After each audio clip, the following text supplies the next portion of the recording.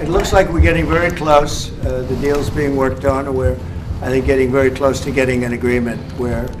I support the idea to have Ukraine first being compensated because they are the one to have lose a lot of their fellow citizens and being destroyed by these attacks. Our team is going to be working together on security in Ukraine.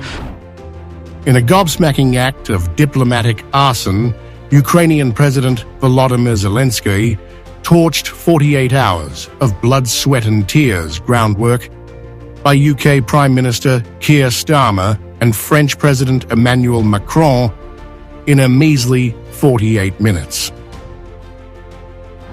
These European titans had crawled on their bellies to sink US President Donald Trump's America First swagger with a peace deal to slam the brakes on Russia's 3-year Ukrainian rampage. They'd lined up a ceasefire, boots on the ground, and a mouth-watering minerals deal, only for Zelensky to swagger into the White House, throw a diver-sized hissy fit, and set the whole damn thing ablaze. Here's how this thankless prima donna turned victory into a smoking ruin. For 2 brutal days, Starmer and Macron worked Trump like a Stradivarius. Macron sweet-talked him in the Oval Office, nailing down European peacekeepers. We had a good discussion this morning for the G7 here, and for the 3rd year of this war in Ukraine, and I think our common objective clearly is to build peace, and a solid and long-standing peace. Then Macron stroked Trump's deal-making obsession, dangling a solid and long-standing peace. Then Starmer swooped in, sidestepping Trump's NATO meltdown. We discussed a plan today to reach a peace that is tough and fair, that Ukraine will help shape, that's backed by strength, to stop Putin coming back for more. I'm working closely with other European leaders on this, and I'm clear that the UK is ready to put boots on the ground and planes in the air to support a deal, working together with our allies, because that is the only way that peace will last. Trump lapped it up, crowing, "I think we're very well advanced. And I think Russia has been acting very well," while teasing a minerals deal with Zelensky.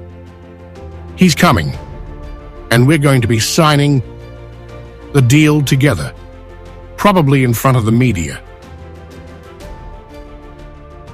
Mr. President, the Europeans want Ukraine to be part of NATO as part of this deal. Are you willing to budge on that at all, or is it a firm... Well, I could be very nice and say, oh, well, we'll work to it.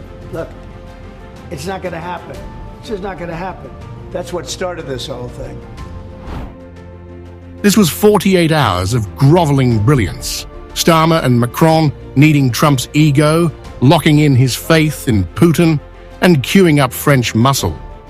They'd gift-wrapped Zelensky a platinum chance, peace, loot, and a lifeline for his war-ravaged hellhole.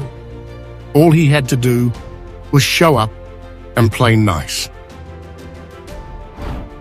Instead, Zelensky barged in like a spoiled brat on a sugar high and torched it all.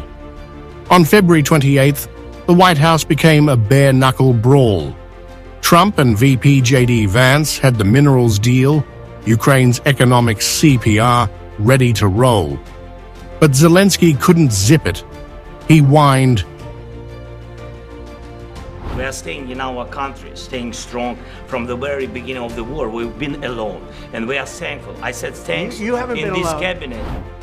as if that washed away his stench of entitlement. Trump snapped back, We gave you, through I this said stupid thank you. president, $350 billion.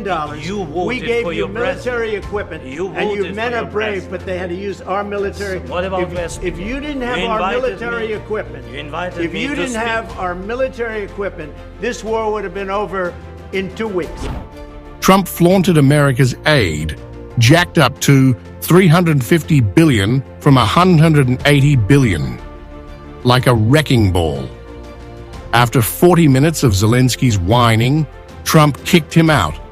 No deal, no glory, just a slammed door. Zelensky royally screwed it. Starmer and Macron teed up a win. Trump bragged the deal would hold with security, and all he had to do was say thanks. Instead, he sneered, "He's not playing cards" to Trump's face, who shot back that, without the US, he's got nothing. Ukraine's a corpse, bleeding soldiers, but Zelensky strutted when he should have begged. Trump said, "Take a ceasefire now," but Zelensky snarked to ask his people what they think, a fuck you to his lifeline. Starmer and Macron's triple play, peace, minerals, survival, got torched, with Trump growling, "It's tough to deal with him." This was no tantrum, it was Armageddon. 2 days of genius had Trump eyeing peace in weeks. Zelensky's 48-minute meltdown left Ukraine with squat, nothing but a pissed-off Trump.